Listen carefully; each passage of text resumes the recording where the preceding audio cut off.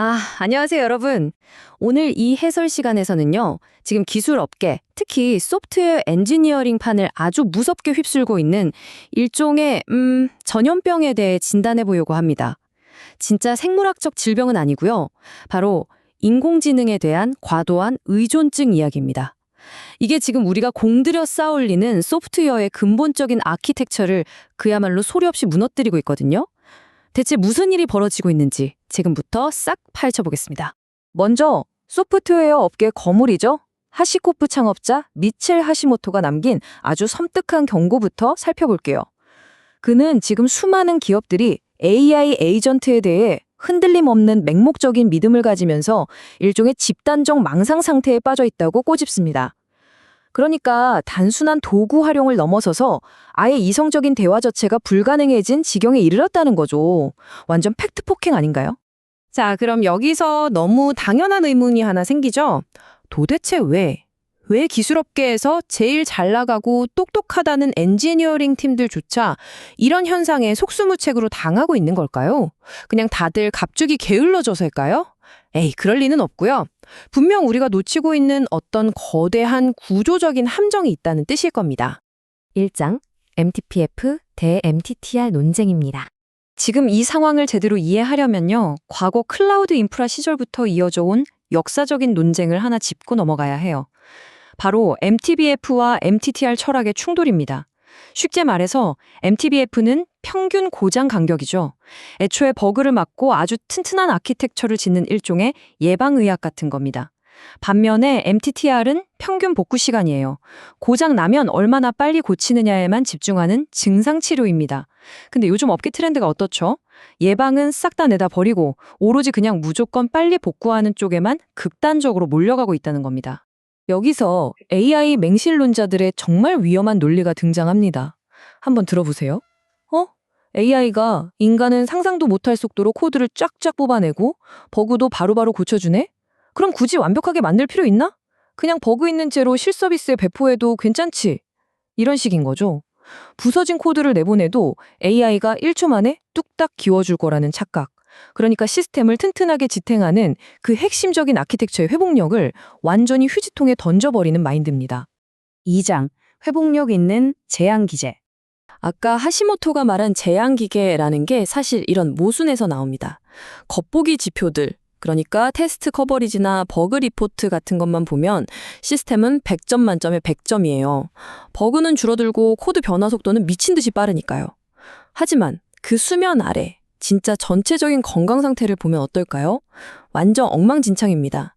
시스템이 의미론적으로 어떻게 돌아가는지 아무도 이해하지 못하고 기저 아키텍처는 속에서부터 시커멓게 썩어가고 있어요. 겉만 번지르르한 진짜 시한폭탄, 제한기계가 만들어지는 과정이 딱 이렇습니다. 근데 왜 아무도 이걸 안 막냐고요? 글쎄요. AI가 만들어내는 코드가 너무 빠르고 심지어 쓱 보면 꽤 그럴듯해 보이기 때문입니다.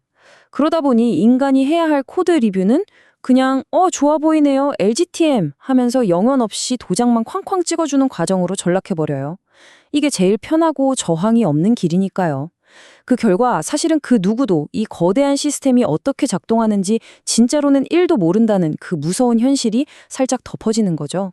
3장 바이브 코딩의 함정입니다.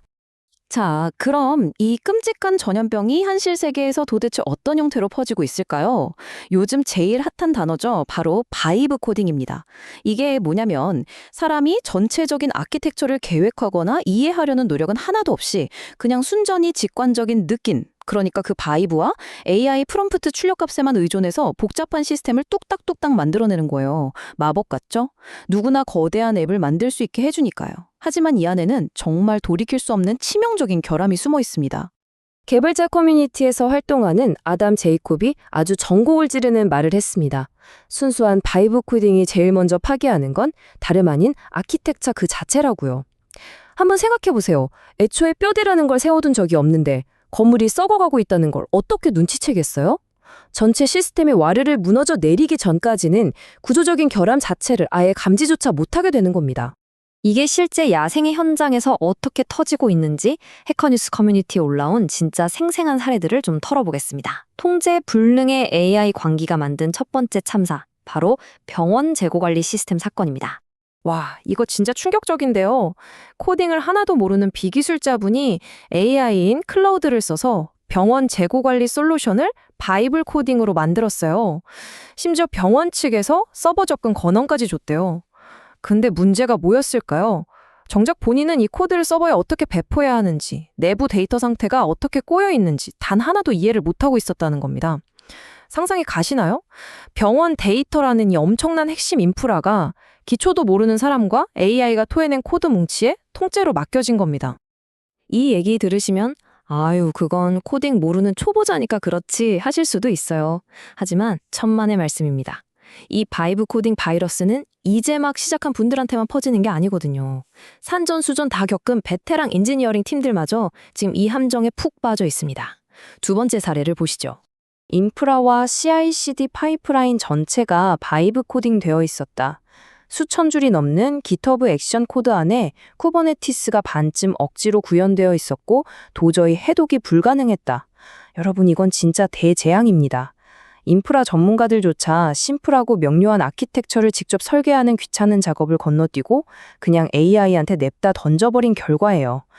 결국 그 누구도 이해할 수 없는 수천 줄짜리 스파게티 괴물 코드가 탄생해버린 겁니다.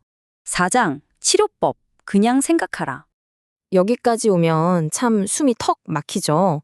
그럼 이 무너져가는 소프트웨어를 살릴 처방전은 도대체 뭘까요? 오해하시면 안 됩니다.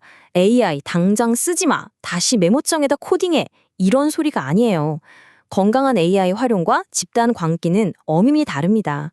이 병을 고칠 유일한 치료법은요, 우리의 가장 핵심적인 능력, 즉 비판적 사고와 의사결정을 기계한테 외주주는 그 끔찍한 습관을 당장 멈추는 데 있습니다. 우리는 그 옛날 엔지니어들이 가졌던 아키텍처에 대한 그 깐깐함, 엄격함을 다시 되찾아야 합니다. 무지성으로 프롬프트 창에 엔터 치기 전에 제발 속도부터 좀 늦추세요. 그리고 진짜로 우리가 풀어야 할 핵심 문제가 뭔지 깊이 정의하는 겁니다. 인간의 뇌로 아주 엄격한 API 경계를 나누고 데이터 구도를 짜고 보안과 에러 처리에 굳건한 벽을 세우세요. AI에게 코딩이라는 단순 실행을 위임하는 건 이 모든 뼈대를 세운 뒤에 해도 절대 늦지 않습니다. 잊지 마세요. 전체적인 전략과 큰 그림은 끝까지 우리 인간이 쥐고 있어야 합니다. 앞서 언급했던 미첼 하시모토에게 그럼 맹목적인 AI 신뢰 대신 우리는 뭘 해야 합니까? 라고 물었을 때 그가 남긴 진짜 짧고 굵은 명언이 하나 있습니다. 바로 생각하라. think. 딱 한 단어입니다. AI 도구가 내 손가락을 대신해서 타이핑을 쳐줄 수는 있어도 절대로 내 머리를 대신해서 생각하게 내버려둬서는 안 된다는 뼈를 때리는 조언이죠. 자, 오늘 해설을 마무리하면서 여러분 각자의 일터, 각자의 프로젝트로 돌아가실 때 스스로에게 이 도발적인 질문을 꼭 한번 던져보셨으면 좋겠습니다. 나는 지금 내 단순한 코드 타이핑을 기계에 외주 주고 있는가? 아니면 내 사고력과 비판적 판단력 그 자체를 통째로 외주 주고 있는가? 여러분의 시스템을 떠받치는 그 든든한 기반이 속에서부터 완전히 썩어 무너지기 전에 이 질문에 대한 여러분만의 명확한 답을 꼭 찾으시길 바라겠습니다. 그럼 이번 자료 해설은 여기서 마치겠습니다. 함께해 주셔서 감사합니다.